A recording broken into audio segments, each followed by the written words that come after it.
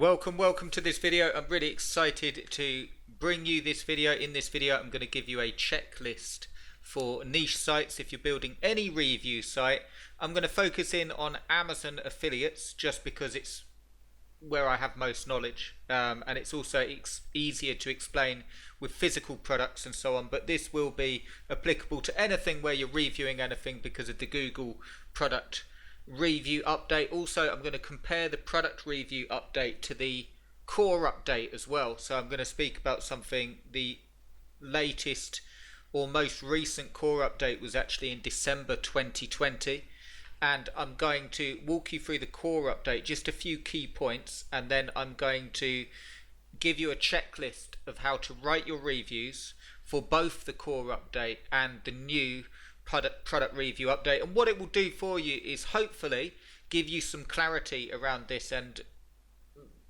not be as scared to actually, like, should you start a review site? Yes, absolutely. The only thing that's changed is the changes. Okay, so I've worked with internet and Google and SEO since early 2000s, and this stuff always comes up. There's always changes and so on. So if you're there and you're thinking, you know what, I don't know if I can do this stuff, don't get disheartened. It always changes. And what it does, actually, this update, the good side of it is it actually makes it easier for you, because by the time, if you've got this sort of quality on your site, you're going to do really well. So I'll walk you through it step by step. I hope you enjoy it. Do give us a thumbs up if you enjoy it. Also, check out the link below. You can still get in for the monthly ASON site monthly. And what that will do is, if you just want sites built for you, you can pick a monthly plan. I've got 50% off all of them, but I've literally just got one spot left and then I'm full. Okay. And what it will give is the complete site setup. All of the reviews are written and the content's written with the new updates in mind. Okay, so it's real content and you get everything. You get the niche picked for you, or you can pick the niche. You get to go at the rate that you want. You can go for the starter option, you can go for the dominator or the empire option. All of them have got 50% off at the minute as well, but there's one spot left. So the 50% discount is already in there. Do check out the video. I won't go on and on about that in this video, but there's one spot left. If you want to start building real sites, do check it out and you'll be able to grow them as quickly as you want. If you go for the biggest option there, you can flip some sites and get some income in while growing some review sites. Or if you go for the middle or the base option, you can get going and have some content help with that. Real content, real sites and real rankings. So do check that out. I've got one spot left. The link's below in the description. Okay, so let's start off by looking at this checklist. The first thing that I want to do is look at the core update. December 2020 was the most recent core update, and I'll just walk you through a few things that was said about the core update, so you can see how it's very similar to the Google product review update in some ways. Okay, so to explain this so we're clear on it, this particular article is from the developers sort of section of Google, like to do with all of their updates. You can see all the documentation on their updates and so on. And while this isn't directly speaking about the core update from December 2020, what it is doing is speaking about core updates in general and what webmasters should know about Google core updates. And one of the key things I wanted to pick out for you guys that are building review sites is the focus on content. Okay, so I won't read this all word for word, but it says firstly, as explained, pages that drop after a core update don't have anything wrong to fix. This said, we understand those who do less well after a core update change may still feel they need to do something. Sorry, I read that wrong. Those who do less well after a core update change may still feel that they need to do something with their sites. We suggest focusing on ensuring you're offering the best content you can. So that's what I wanted to talk about. Just a few of these. There's a lot in it, but I want to give you a checklist as well. So the main thing here, you can see, does the content provide original information, reporting, research or analysis? So that's the big overlying question. If you're writing your reviews and your keyword content and you're providing original information, original reporting, research and analysis, you've got nothing to worry about. Does the content provide a substantial, complete, or comprehensive description of the topic? Does the content provide insightful analysis or interesting information that is beyond obvious? That's a really, really, really big one. So again, almost like the Google product review update. I'll have a look at that in just a second, just really briefly. But you can see that obvious would be if we were reviewing an Amazon product and I was reviewing a doorbell, a Wi-Fi doorbell, and I said it's got 1080p HD video as one of the features. Well, they can get that from the listing. But if I spoke about people's experiences with the 1080p and what the picture quality was like and how long the night vision, how far it stretches, and can you see parcels when they're dropped off, and does it maintain a good connection, and does it flicker, and so on. Is installation difficult? All of this stuff, that's what you want to be aiming for. If the content draws on other sources, does it avoid simply copying or rewriting these sources and instead provide substantial additional value and originality? So one of the things that you can do there is if you have a certain, you're looking at a source that's explaining a certain feature, where possible, and I know it's difficult, but I've got a checklist here that will help you. Where possible, you want to add to that. Okay, so even when you're doing more than just copying the features and the benefits and doing it in the old way, and you're going above that and really, really trying to give worthwhile information, try and give something unique in every part that you speak about on your reviews and your keyword content, something that you've researched, something that you've ascertained from your research. If you put that down, it will help. Does the headline and or page title avoid being exaggerating or shocking? Well, that's not really a problem with Amazon review, is it? You're not going to have Wi-Fi doorbell explodes and scares off postman. You're not going to have that. Is this the sort of page you'd want to bookmark, share with a friend, or recommend? That, I mean, that's a good indicator of good content. Would you expect to see this content in or referenced by printed magazine? So then it goes on, expertise questions. Does the content present information in a way that makes you want to trust it, such as clear sourcing, evidence of the expertise involved, background about the author or the site that publishes it, such as through links to an author page or a site's about page. Through links to an author page or a site's about page. So this is really, really briefly, I recommend with your review sites, if you're not already, adding that about us page, adding it in. It's not going to do any harm, and the more you can put on there and the more valid reasons that you can do to actually add to your site why you created it, not just saying I built this site because I want to flip it and make some money, or I built this site to make some commissions off Amazon. That's where it helps, where possible, to have a niche that you've got a real interest in and what you're interested in, and so on.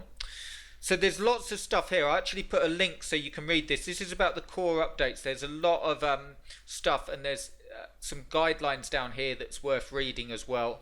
And then you've got, the reason I wanted to show you that is then you've got the Google product review update here. Okay, so you've got like express expert knowledge. This is on Search Engine Journal, by the way.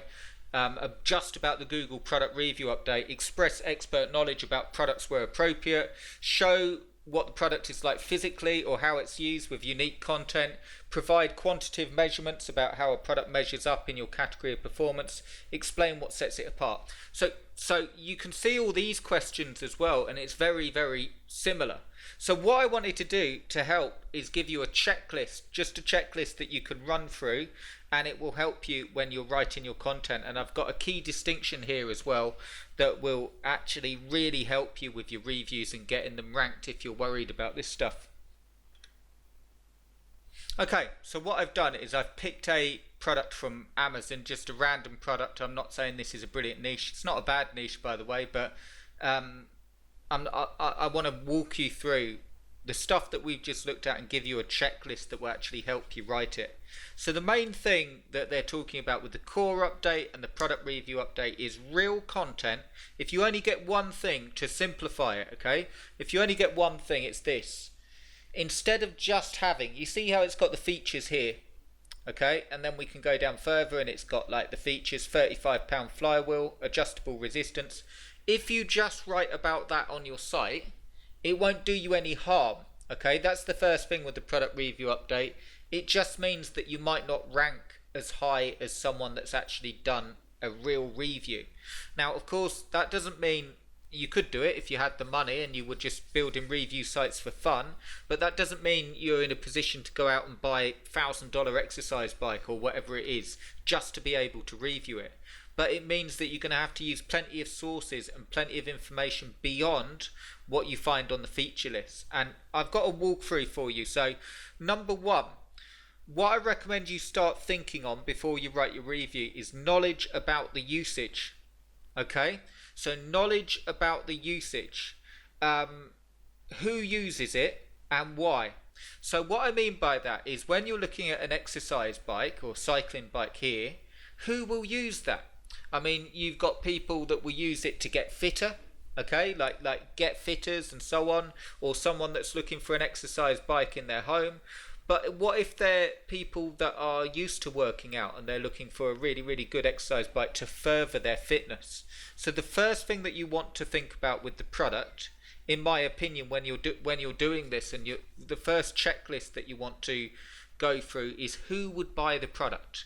Who is this aimed at? What market is this aimed at? And the cool thing is, you will be able to see in the reviews directly on Amazon. I'm not saying copy the reviews, but you'll be able to see the exact people. The people that are buying it are the people that it's for, if that makes sense. It's one of the only times in marketing that you can actually see the buyers before a sale's actually been made through the reviews. Okay, if you were selling these exercise bikes yourself, you'd have to think, okay, I'm going to target women over the age of 40 that want to get their figure back, or whatever it is, okay? But you'd have to think about who you're targeting.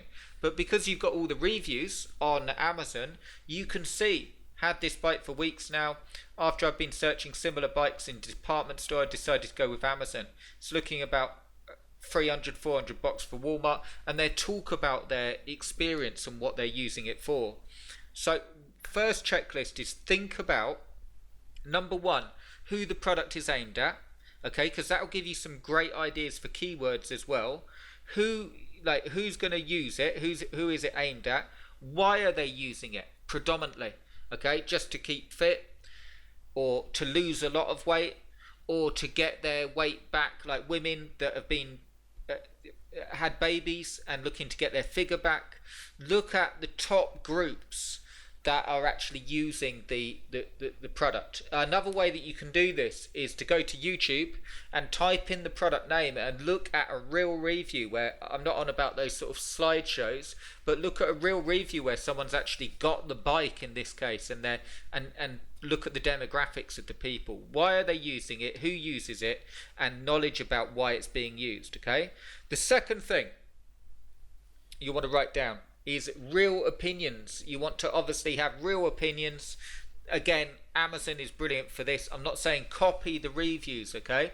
I'm not saying that. I'm saying by the reviews you can see real opinions, and that will allow you to write the real drawbacks and the real pros. So you can see a review here. Look, someone's actually set it up. It's easy to assembling. I got it done myself for 40 minutes from open box to done.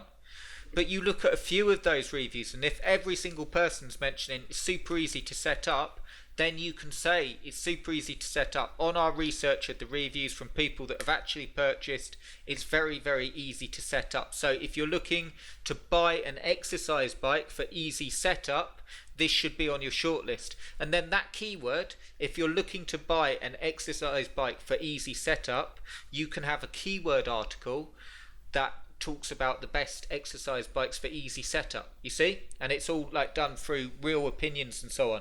The other thing that you can look at is real drawbacks. So if we have a look at 1-star reviews here, buyer beware, by far one of the worst stationary bikes I've ever had the displeasure of exercising on, and you're going to get a real biased view on 1 star, okay? If it's a popular product, then chances are they've received a faulty product. But it's worth looking at the 1-star and the 3-star reviews, and you can see what people are complaining about. This person here has actually put lots of things. Look, front handlebar moves a little bit. The tablet holder has plastic tabs for your phone so it doesn't hold it.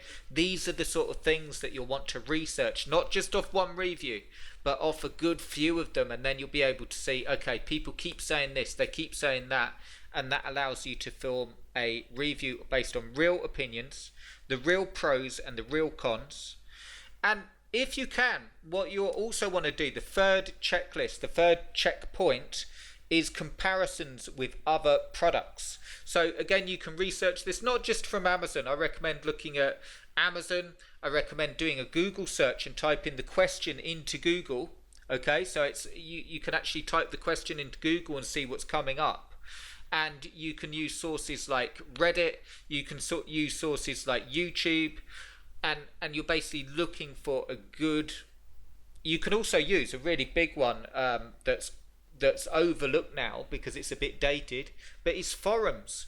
Go into an exercise bike forum in this case, that people into it, and there will be product recommendations section on the forum, and people still use them, and you're going to be able to get what you're looking for. Again, is real user experience to add flavor to your reviews. Again, what I would recommend doing is like 70% of your content focusing on real opinions, real drawbacks, real usage, and like 30% going over the features and obviously the benefits of those features. So instead of a full review being features and benefits, you're doing it with real usage and so on, and that will really, really help you. Another thing that you can do is start thinking about the keywords that people would type in to find this. Cheap exercise bike, quick to set up exercise bike for losing weight, best budget exercise bike, all of that stuff, because it will help you. The more you know exactly who you're targeting, the easier it's going to be to write the review. The other thing you can do, the next checklist, which is a bit more tricky, but you can do benchmarking. This would really only be, you could only really do this if you owned the product. But you can look at people that have benchmarked a product and tested it out and compared it with other products, and you can actually just link to the source. So again, I'm not saying copy the work, but you could have a subheading on your review, benchmarking, and you'd have XYZ versus XYZ, and someone will have done a test, and you can say, for the purposes of this review, we found a really good benchmark test at, and put the website address and use it as a citation. And you can actually, that will help your site, and it will also link to them, which is really, really cool, and it will help to add that unique flavor to your reviews as well, and help to actually make sure that your review has a better chance of ranking. The other thing that I recommend you do, this is a really cool thing to do, okay? When you write your conclusion for your review, when you do your wrap up, what you want to do, by the time you've researched all that, you will want to pinpoint exactly who you recommend the product for. Okay, so you'd say, if you're looking for a very easy to set up exercise bike that can be used for most people of all different fitness levels, and something that will give you a quick and easy workout in the morning, then this is well worth checking out. You can also check out our comparisons with other exercise bikes, and you can also check out an alternative list here. If you're looking for something far more powerful for competition, or real competing on exercise bike, we recommend this product. So as you do your conclusion, this is my point, you'll want to link through to your keyword content. One of the things that will really help you with your reviews is not just improving your reviews, but making sure that you have keyword content that's well researched as well, that is able to back up your reviews by recommending products from your keyword content. People buy things for usage, okay? They buy things with a certain intention. Best exercise bike to lose belly fat. How many calories can I burn on an exercise bike? And so on. Best exercise bike, like sets, like exercises and so on, and how to use it.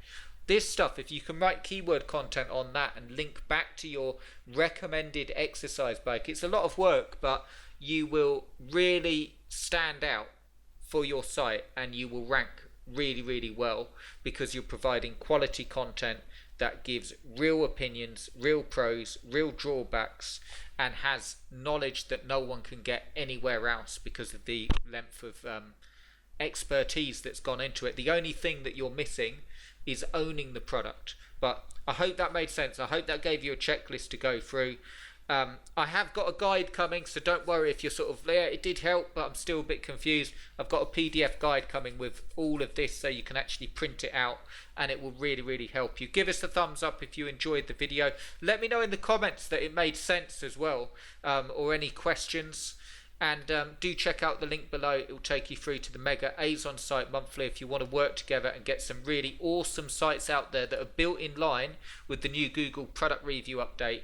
Check it out below, because I've got one spot left and then that's it. Because it's a monthly membership, I'm not overloading it. It's just a small nest of people that really want to get this stuff done and build awesome sites. So do check that out. I'd love you to join us.